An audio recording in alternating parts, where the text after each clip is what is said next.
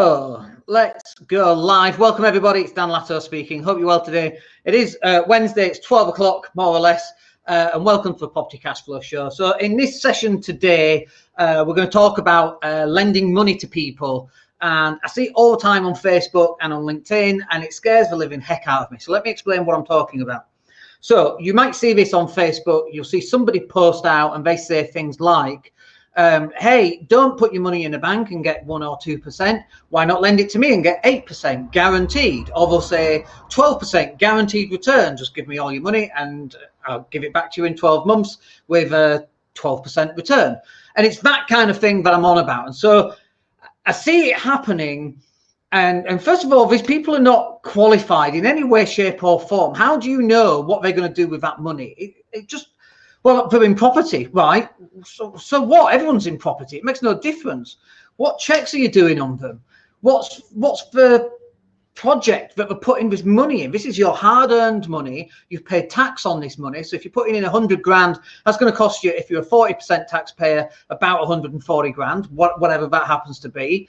Like, what are you doing? This is your money. This is your hard-earned money. And my take on this is that I can mess stuff up just as much as somebody else. In fact, I reckon I could probably screw things up much better than somebody else. So why am I paying somebody else to lose my money for me?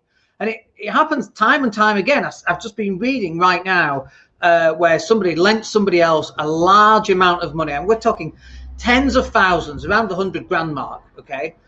No due diligence, no contracts, nothing. They just have no idea. They just saw someone speak at a property networking event.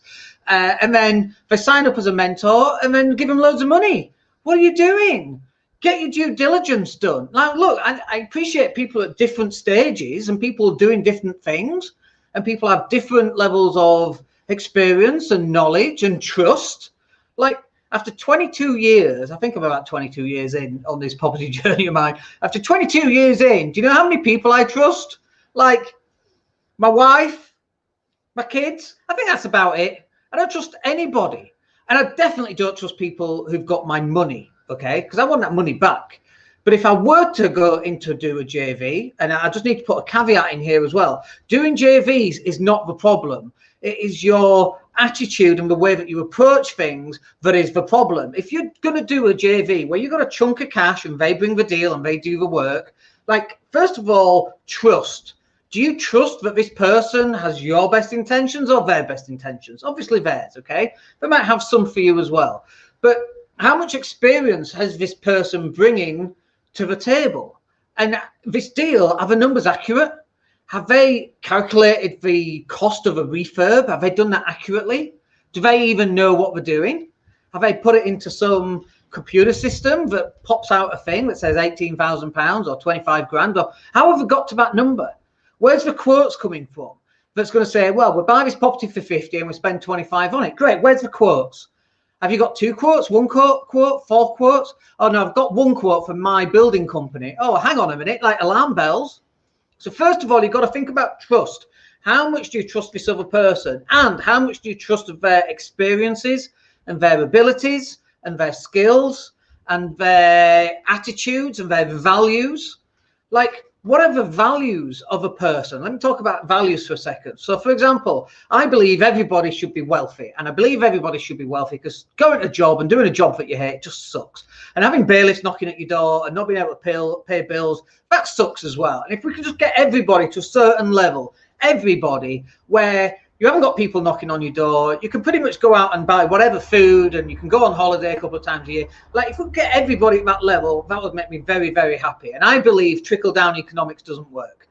I don't think we should trickle it down from the top and it trickles down to those people at the bottom. I think we should do trickle-up economics. I think everyone at the bottom and homeless people, they're the people who are most desperate right now. And after that, the lower paid, or people who have an inability to go to work for a disability or something like that, they should be helped next, and then the lower paid, and we should be moving it upwards. Okay, so I would like to bring everybody up to the same level, but you don't do this by getting your hard-earned cash and giving it to someone else who hasn't got the experience, hasn't got the skills, doesn't know what they're doing, found a deal but don't really know how to do due diligence. Like, what experience have they had?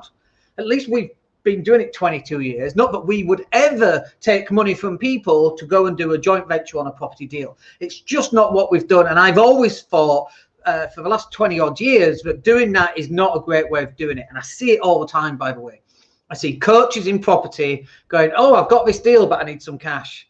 That for me is a big red flag. You're either coaching or you're a developer. Which one is it? And if you're a developer, why are you coaching? And if you're coaching, by the way, I don't mind if you're a coach. I love coaches. I think there's definitely a marketplace for coach who's external to being a developer and just being there as a coach for you to come in and go, what about this? What about that? And so on. But the coach should not be asking mentors or mentees, in fact, for money. It's just a big no-no. Stop doing it. So we talked about trust a little bit. And the next one is referencing. Have you referenced them? Like literally, you know, like you'd reference a tenant. Just get them to fill in a tenant reference form and get a financial, what's it called? A financial report on them. Like we just got a financial report back from one of our tenants. Okay. So we got, you know, previous landlord and whatever work, and that's irrelevant. Obviously, if you're lending someone money, that's completely irrelevant. But the bits that are relevant is what's their credit risk. So we just did one, looked really good on paper, earns a lot of money, 50 grand a year, and he was a high credit risk.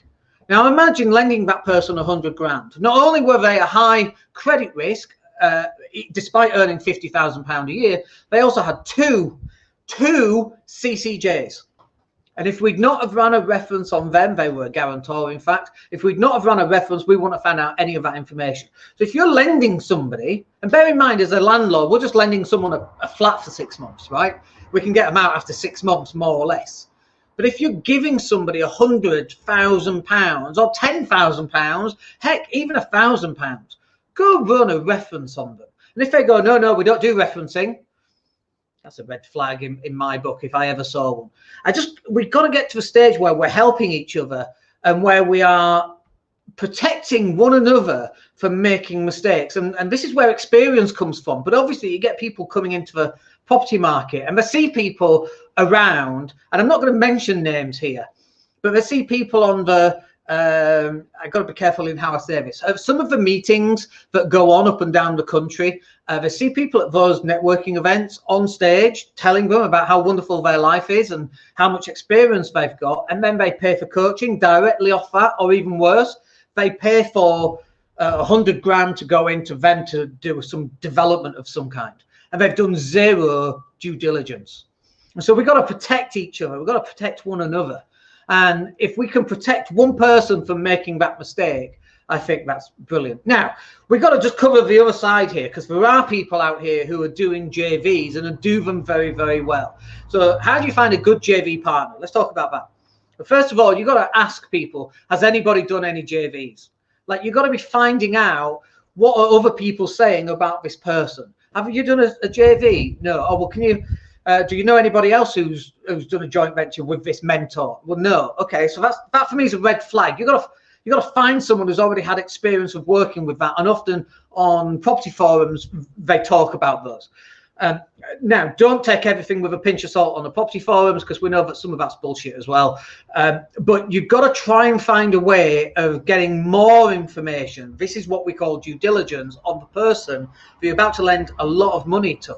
For some people, they will never have this amount of money again. This is why it's so important for you to make sure that you're doing your due diligence on the person that is saying, I want your money.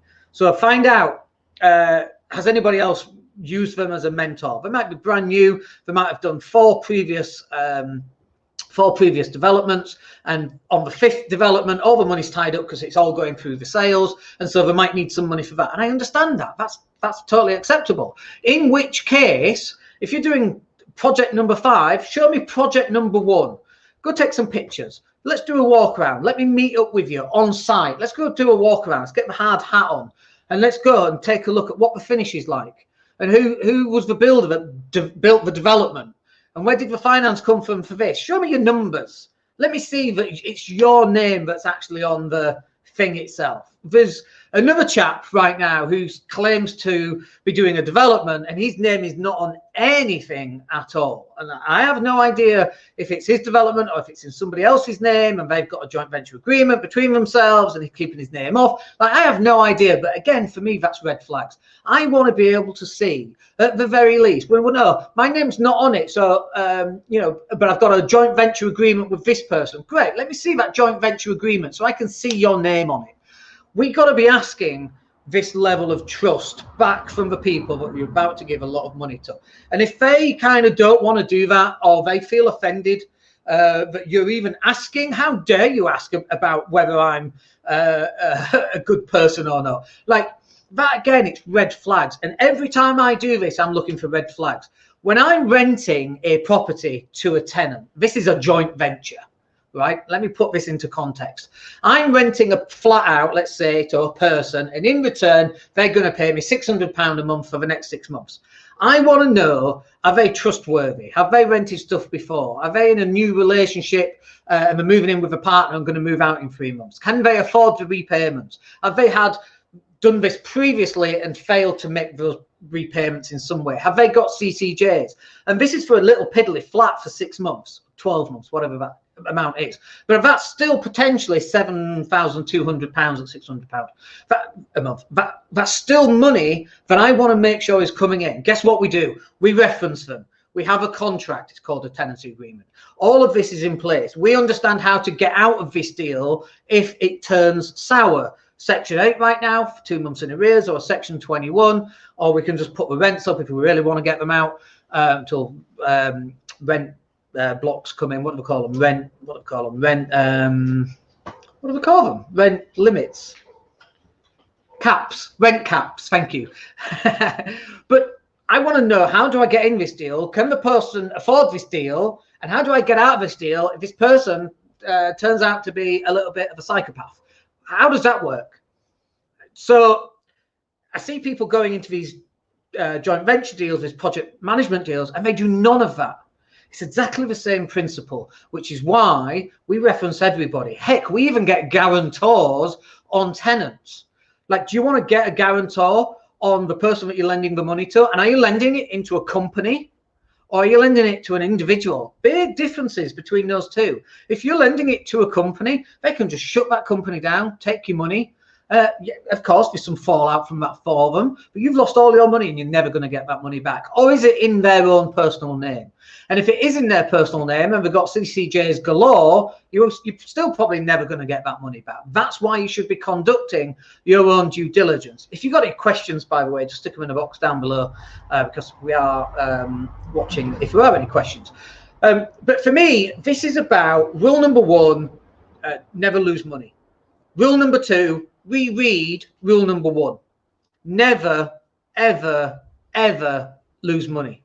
That's it. It's Benjamin Graham, and Warren Buffett came from Benjamin Graham as well. That was his mentor, and that was his rules too. And it's my rules too. When I put money in Bitcoin, I know there's a great chance I might lose that money. Okay. When I put money in Tesla, Tesla's not an investment for me. Okay. Just to clarify here, Tesla for me is a gamble. New technology, brand new company, massive wave that's going along. That for me is a gamble. That's not investing. I'm a cash flow investor. So for dividends on stocks and shares, I invest in high dividends, high yields, things like Legal and General or other insurance companies or AT&T, stuff that's over 6% yield. Like, that's an investment. I can see a return on my money. Tesla, I don't know what a return on my money generally is likely to be at all. You could even say the same with stocks and shares. But if you're giving somebody 100 grand to put into a development, you have no idea what their returns are going to be. I even did this. I put it was only a small amount of money. It was £1,000. We put it into a crowdfunding system. That was in 2017, would have a 30% return on investment after 8 months. Guess where we are now? 2020 in September, 3 years. Have we seen any money back? Excuse after excuse after excuse after excuse. And this is one of the things that you see. Oh no, I can't pay you that money back because Brexit, COVID, the wife's not well, or little Johnny's fallen over and hurt his knee at school, so I have to disappear and I'll call you back next week, and the call never comes. This is down to you to do your own due diligence, and so you've got to put this in place. One of the things that we do with our tenants is we actually try and annoy them. It's quite unusual, I know, but we try and annoy our tenants. We ask them things like, how old are you? Because that will wind up a couple of tenants. And if they go, nothing to do with you, great, see you later. That's my due diligence. If they're an arse now, they're going to be an arse in 6 months. And they might go, well, you're the one being an arse. And you're right, I am. But I'm the one with the bloody flat to rent. So you play by my rules or you don't rent at all. I want to know how old you are. Or sometimes they go, well, why do you want to know how much money I earn? Because you're renting my flat. Well, it's got nothing to do with you. Well, it has, because you're renting my flat. Well, I don't think you do. That's fine. Jog on. And that's exactly what you should be doing. If you're going to be lending money to other people, you've got to be asking, how old are you? Not that it's relevant. How old are you? Are you divorced? I don't know what difference that's got to do with anything. But how they respond to those questions is what I'm getting at. How they respond to, are you divorced? What the heck has it got to do with you? Great. Well, if there's a problem further on down the line, is this how they're going to react? That's what I would do. Now, for me, life is different for me than it is for a lot of people. I can tell someone to jog on. It makes no difference in my life. I have built my life so that people chase me, not the other way around. And I've always wanted to live life like that. And that's pretty much how it is. And if people don't chase me, I don't know. I just don't, it doesn't even register. And if people do chase me and they want to work with me for some reason or whatever that happens to be, then awesome, we'll do some work together. But you shouldn't be chasing other people to do projects with. You should allow them to come to you. Let them know if you've got some money available for investment, let them know. And they should apply to work with you, not the other way around. They should, I'm going to say it again, because this blows people's minds that you can do this. If you've got 100 grand set aside and you want to invest it in property, you want people to fill in the application form. What's your project? When was planning given? What's the postcode? What's the plans? Email me copies of everything. Have you got a credit report? Can you fill in a credit report? Here's a link. It'll cost you £20 to do a credit report. And get them to pay for their own credit report if that's what you want to do. You should be in control. You shouldn't be just giving out your hard-earned cash to people without knowing who they are, what experience they've got, what knowledge and skills they have, what connections they have, what CCJs they've got, what bankruptcies they've got against them, and so on and so on and so on. That will do us for today. I hope that's useful. I just wanted to share this because I see it happen all the time on Facebook. Hey, have you got money in the bank giving you 2%? Give it to me and I'll give you 8%. It scares the living heck out of me. And I want people to stop lending people like that money. If it's such a good deal, they can raise finance. And if they can't raise finance, why? Why can't you raise finance on your own property deal? And there are various reasons, not all of them bad. But you want to know, why can't you raise finance on this property investment project? Why? What's going on? Well, I've got 14 CCJs. I was made bankrupt last year. Oh, really? At least, well, now you want me to give you my money so you can lose that too? Like, you need to know this information. It's really, really important. Okay, that will do it. A good little rant, but hopefully that might save a couple of people from making a few mistakes, or it will get some people to do due diligence and go, do you know what? It's fine. I've done my checks. I'm happy to go forward with this chap for this project, whatever that happens to be. I know what things I need in place. I need a contract of some kind. I need to know, is there a first charge on the property? Plus, is the person personally on the hook, or is it going through their company? You can get these decisions and then make a better decision based on what you want to do as you move forward. Hope that's useful. We'll catch up with you on the next live. My name's Dan Latto. Take care.